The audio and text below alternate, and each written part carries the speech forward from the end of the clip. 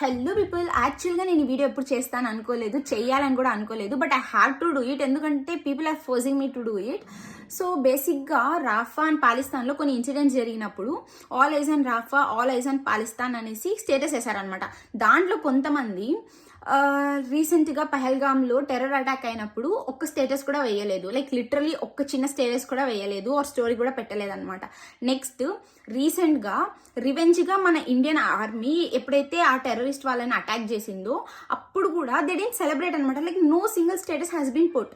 అంటే వాళ్ళు ఎక్కడో ఏదో దేశంలో ఏదో జరుగుతున్నప్పుడు స్టేటస్లు అయితే వేసేసారనమాట, like all eyes and Rafah, all eyes and Pakistan. But మన ఇండియాలో, మన కంట్రీలో సంథింగ్ బ్యాడ్ హ్యాపెండ్ అప్పుడు వేయలేదు, like something good happen which we have to celebrate, ఓకేనా? సో అప్పుడు కూడా ఒక స్టోరీ వేయలేదు.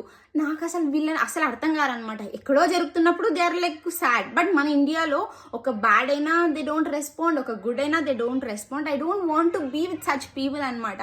లైక్ నాకు వాళ్ళని చూస్తుంటేనే like they are making me traumatize అనమాట. అంటే లిటరలీ నాకు వాళ్ళని చూస్తుంటే కోపం వస్తూ ఉంటుంది. వీడియో చూసాక నా పైన వాళ్ళకి చాలా నెగిటివిటీ వచ్చేస్తుంది అనమాట. అఫ్ కోర్స్ నేను దాన్ని పట్టించుకోవాలి అనుకోవట్లేదు. ఈ వీడియో చూసిన వాళ్ళకైతే ఎవరి గురించి వీడియో పోస్ట్ చేశానో వాళ్ళకైతే అర్థమైపోయి ఉంటుంది. అండ్ లిటరలీ ఇలాంటి పీపుల్కి నేను దూరంగా ఉండాలనుకుంటున్నాను, నా చుట్టుపక్కల కూడా ఉండకూడదు అనుకుంటున్నాను. ఎందుకంటే వాళ్ళని చూసినప్పుడు నేను ట్రామటైజ్ అయిపోయి నేను ప్రెషర్ పెంచేసుకుంటున్నాను. Okay guys, thank you for watching, bye.